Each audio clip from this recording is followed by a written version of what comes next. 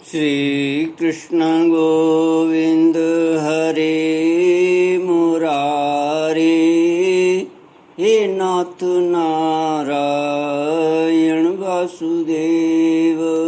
श्री कृष्ण गोविंद हरे मुरारे, हे नाथ नारायण वासुदेव।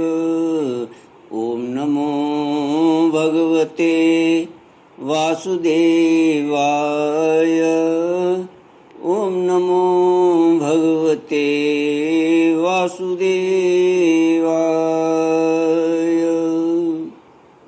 कृष्णाय वासुदेवाय हरये परमात्मने प्रणतक्लेशनाशाय गोविन्दाय नमो नमः। सच्चिदानन्दरूपाय विश्वोत्पत्त्यादिहेतवे तापत्रयविनाशाय श्रीकृष्णाय वयं नमः। श्रीकृष्णाय वयं नमः। सच्चित आनंद स्वरूप परमात्मा जो सृष्टि के उत्पत्ति, पालन और संहार करता है तथा जीवों के आध्यात्मिक आदि दैविक आदि भौतिक तापों को नष्ट करने वाले हैं, अर्थात जीवों के मानसिक शारीरिक और भौतिक दुखों को दूर करने वाले हैं, उन श्री कृष्ण भगवान को हम नमस्कार करते हैं। श्री कृष्ण गोविंद हरे मुरारे, हे नाथ नारायण वासुदेव। श्रीमद्भागवत चतुर्थ स्कंद अथाष्टमोऽध्यायः। मैत्रेय उवाच सनकाद्या नारदश्च ऋभुर्हंसोऽरुणिर्यतिः नैते गृहान् ब्रह्मसुता या वसन्नूर्ध्वरेतुसः। मृषा धर्मस्य भार्यासीत् दम्भं मायां च शत्रुहन्।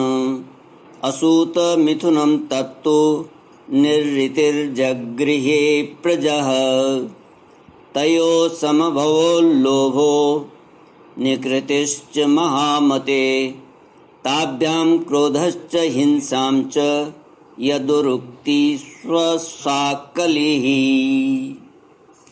ध्रुव का वनगमन। श्री मैत्रेय जी कहते हैं, शत्रुसूदन विदुर जी, सनकादि नारद, ऋभु, हंस, अरुणि और यति ब्रह्मा जी के इन नैष्टिक ब्रह्मचारी पुत्रों ने गृहस्थ आश्रम में प्रवेश नहीं किया, अतः उनके कोई संतान नहीं हुई। अधर्म और ब्रह्मा जी का ही पुत्र था। अधर्म भी ब्रह्मा जी का ही पुत्र था। उसकी पत्नी का नाम था मृषा। उसके दंभ नामक पुत्र और माया नाम की कन्या हुई।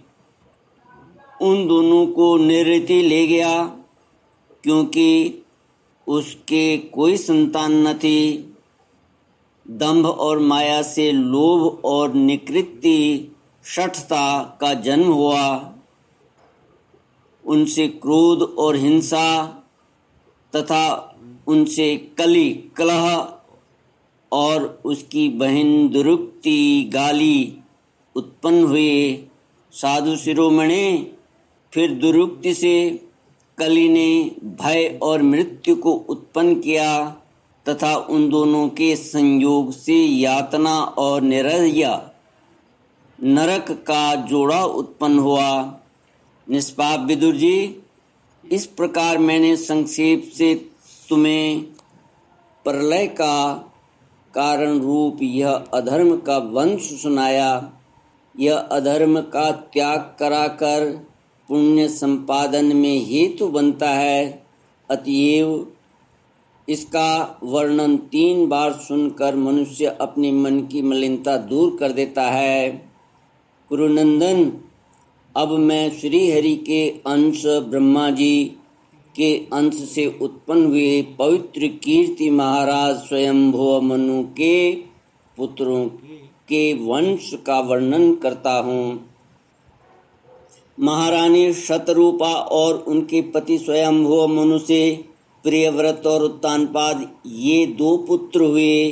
भगवान वासुदेव की कला से उत्पन्न होने के कारण ये दोनों संसार की रक्षा में तत्पर रहते थे।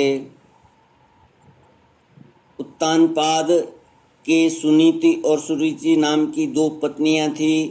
उनमें सुरुचि राजा को अधिक प्रिय थी। सुनीति जिसका पुत्र ध्रुव था उन्हें वैसी प्रिय नहीं थी। एक दिन राजा उत्तानपाद सुरुचि के पुत्र उत्तम को गोद में बिठाकर प्यार कर रहे थे। उसी समय ध्रुव ने भी गोद में बैठना चाहा, परंतु राजा ने उसका स्वागत नहीं किया। उस समय घमंड से भरी हुई सुरुचि ने अपनी सौत के पुत्र ध्रुव को महाराज की गोद में आने का यत्न करते देख उसके सामने ही उससे डाह भरे शब्दों में कहा, बच्चे, तू राज सिंहासन पर बैठने का अधिकारी नहीं है। तू भी राजा का ही बेटा है। इससे क्या हुआ? तुझको मैंने तो अपनी कोख में नहीं धारण किया। अभी नादान है। तुझे पता नहीं है कि तूने किसी दूसरी स्त्री के गर्भ से जन्म लिया है, तभी तो ऐसे दुर्लभ विषय की इच्छा कर रहा है। यदि तुझे राज सिंहासन की इच्छा है तो तपस्या करके परम पुरुष श्री नारायण की आराधना कर और अपनी कृपा और उनकी कृपा से मेरे गर्भ में आकर जन्म ले। श्री कृष्ण गोविंद हरि मुरारी, हे नाथ नारायण वासुदेव। श्री मैत्रेय जी कहते हैं, विदुर जी, जिस प्रकार डंडे की चोट खाकर सांप फुफकार मारने लगता है, उसी प्रकार अपनी सौतेली माँ के कठोर वचनों से घायल होकर ध्रुव क्रोध के मारे लंबी लंबी सांस लेने लगा। उसके पिता चुपचाप यह सब देखते रहे, मुंह से एक शब्द भी नहीं बोले। तब पिता को छोड़कर ध्रुव रोता हुआ अपनी माता के पास आया। उसके दोनों होठ फड़क रहे थे और वह सिसक सिसक कर रो रहा था। सुनीति ने बेटे को गोद में उठा लिया और जब महल के दूसरे लोगों से अपनी सौत सुरुचि की कही हुई बातें सुनी, तब उसे भी बड़ा दुख हुआ। उसका धीरज टूट गया।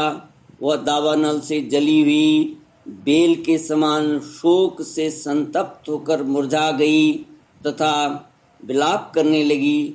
सौत की बातें याद आने से उसके कमल सरीखे नेत्रों में आंसू भर आए। उस बेचारी को अपने दुख पारावार का कहीं अंत ही नहीं दिखाई देता था।